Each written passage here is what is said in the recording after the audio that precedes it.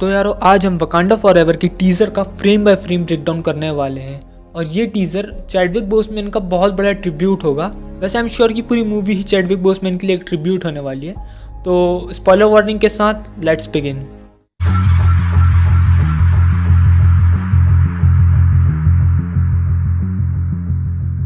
तो टीज़र की शुरुआत में हमें नाकिया का ये शॉट दिखाई देता है जिसमें गौर करने वाली बात इसकी आउटफिट है और पीछे वो पिरामिड। तो पहले हम आउटफिट की बात कर लेते हैं। तो ये लास्ट वाली मूवी का सेम कलर वाली आउटफिट है जो नाकिया पहनती थी, बस थोड़ी अपग्रेडेड है, थोड़ी बल्कि लग रही है, जो कि इसके डेवलपमेंट को फोरशैडो करती है, ना केवल फिजिकली बट मेंटली तौर पर ही। और ये सब हुआ होगा चैडविक बोसमैन मतलब टिचाला की डेथ के कारण। वहीं अगर हम नाकिया के पीछे देखें तो हमें एस्टेक या मायन पिरामिड दिखता है। अब जिनको नहीं पता उनके लिए कि पिरामिड सिर्फ इजिप्ट में एग्जिस्ट नहीं करते बल्कि और भी बहुत से कल्चर हैं जहाँ पे एंशिएंट टाइम से ही पिरामिड्स हैं। और ये जो पीछे तुम्हें दिख रहा है स्टेप पिरामिड, ये एस्टेक या मायन पिरामिड है जो कि मैक्सिको में सिचुएटेड है। रायन कुगलर ने नेमोर की ओरिजिन को थोड़ा सा चेंज किया है ताकि लोग उसे एक्वामैन से कंपेयर ना करें। और अगर लीक्स की माने तो मूवी में नेमोर एस्टेक और माया सिविलाइजेशन की क्रॉस ब्रीड में होगा। अब इसे पुल ऑफ कैसे करेंगे उन लोग, आई डोंट नो। फिर हम अगर अगले शॉट में बढ़ें तो हमें क्वीन रेमोंडा का एक पीछे से शॉट दिखाई देता है, लेकिन अगर हम यहाँ पे बैकग्राउंड में गौर से देखें तो हमें कैप्टन अमेरिका की शील्ड दिखती है जो कि एक बहुत अच्छा खासा ईस्टर एग हो सकता है कैप्टन अमेरिका को लेके। इसके बाद हम क्वीन रेमोंडा को थ्रोन में बैठा हुआ देखते हैं, पर इसकी बात मैं आगे करूँगा इसलिए याद रखना। फिर हम टीज़र में आगे बढ़ें तो हम सभी को वाइट कपड़े पहनकर कोई कल्चरल इवेंट करते हुए देखते हैं, जो कि हमें आगे टिचाला का हेलमेट देख के पता चलता है कि ये टिचाला का फ्यूनरल है। वैसे अगर रूमर्स की माने तो मूवी में भी हमें टिचाला की डेथ कैंसर से ही होती हुई दिखेगी, जो कि आई गेस की करना सबसे ठीक होगा। फिर टीज़र में ही हम आगे देखते हैं कि वकांडा एक बहुत ज़्यादा शेडी लुक्स में है और हम सारे इंपॉर्टेंट कैरेक्टर्स को ग्रीव करते हुए देखते हैं, जहाँ पे हमारी क्वीन रेमोंडा ग्रीफ में तो दिखती हैं पर उन्हें समझ आ रहा है कि आने वाला समय उनके और उनके लोगों के लिए बहुत ज़्यादा डिफ़िकल्ट होने वाला है, क्योंकि अब कोई उनका ऐसा सच राजा नहीं बचा और पूरी रिस्पॉन्सिबिलिटी हमारी क्वीन रेमोंडा के ऊपर ही है। और वो जानती हैं कि वो अब कमज़ोर पड़ गई तो पूरा वकांडा गिर जाएगा।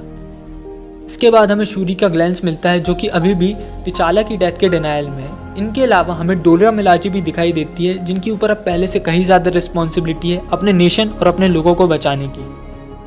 फिर अगले शॉट में देखें तो हम पानी के अंदर एक बच्चे को बॉर्न होते हुए देखते हैं, जो कि सबको पता है नेमोर ही होगा और मोस्ट प्रोबेबली ये सीन फ्लैशबैक सीन होगा। और इस सीन में अगर तुम गौर से देखोगे तो तुम्हें नेमोर के पैरों पे विंग्स दिखेंगे, जो कॉमिक्स में भी पैरों पे होते हैं नेमोर के, और इसे फ्लाइट एबिलिटी देते हैं। फिर हमें नेमोर का एक बहुत अच्छा सा एपिक शॉट दिखाई देता है। और भाई ये एटलांटियस जो वेल्स पे है ना भाई, क्या ही शॉट है भाई। मतलब तुम देख रहे हो कितनी अच्छी क्रिएटिविटी की गई। एटलांटियस वेल को वॉरशिप की तरह यूज़ कर रहे हैं। फिर हम टीजर्स में आगे सोल्जर को वकांडा के ऊपर अटैक करते हुए देखते हैं और यहाँ पे मैंने जो याद रखने को कहा था ना पहले, वो वाला सीन और ये जिसमें क्वीन रेमोंडा किसी तरह की कॉलोनियल मीटिंग में बैठी हुई हैं और उनका ये कहना,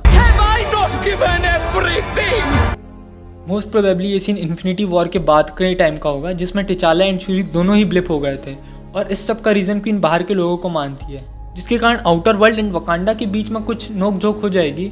अब यहाँ पे मैं पूरे तरीके से गलत भी हो सकता हूँ, बट ये सब होने के चांसेस काफ़ी ज़्यादा हैं। इसके बाद हमें थ्रोन रूम का एक हॉरिबल व्यू मिलता है जिसमें हर जगह पानी भरा हुआ है और चारों तरफ आग लगी है और बीच में हमारी खड़ी है शूरी। तो वकांडा का इतनी बुरी हालत तो सिर्फ नेमोर ही कर सकता है, जैसा उसने कॉमिक्स में भी किया था। फिर इसके अगले शॉट में देखें तो हम शूरी और आयरन हार्ट को एक साथ देख सकते हैं, जिससे हमें ये आइडिया तो लग ही जाता है कि इन दोनों के बीच में अच्छी खासी दोस्ती होगी। और फिर इसके अलावा टीज़र में आगे भी हमें बहुत सारे आयरन हार्ट के शॉट दिखाई दिए हैं, जिसमें ये वाला शॉट तो बिल्कुल ही आयरन मैन से रिजेंबल किया गया है, W3000। वैसे इस शॉट में दो अलग अलग सीन्स को मर्ज कर दिया गया है, अगर गौर से देखोगे तो पता चल जाएगा। फिर एक और गौर करने वाली बात है यहाँ पे शूरी का नेकलेस, जो कि आई गेस की पैंथर सूट हो सकता है, क्योंकि फिर आगे आने वाले सीन में जिसमें हमें ब्लैक पैंथर का थोड़ा सा लुक दिखाया जाता है, वो शूरी की फिजिक से थोड़ा रिजेंबल कर रहा है। तो जैसा कि अपने टिचाला का सूट था, पूरा सूट उसके नेकलेस में चले आता था, वैसे ही ये शूरी के वर्जन वाला सूट होगा। फिर इसके बाद हमें बहुत से वकांडन और एटलांटियंस के बीच की फाइट दिखाई देती है। तो ये सब देखने के बाद एक सवाल तो आता ही कि एटलांटियंस इन पर क्यों अटैक कर रहे हैं। तो टीज़र देखते टाइम ही मेरे दिमाग में एक बात हिट हुई कि एंड गेम की सीन में जहाँ पे नताशा को पूरे वर्ल्ड की रिपोर्ट दे रहे होते बाकी लोग, वो कोई वहाँ पे कुछ ओशन के अंदर की अर्थक्वेक की बात करती है। तो यही वो चीज़ होगी शायद जिस वजह से एटलांटियंस वकांडा पर अटैक कर रहे हैं।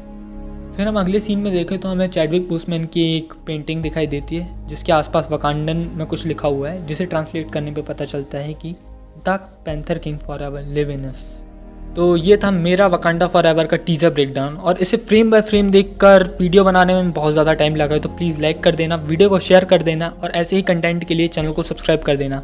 मैं मिलता हूँ आपसे अगली वीडियो में, तब तक के लिए कीप वॉचिंग कल्चर बज़।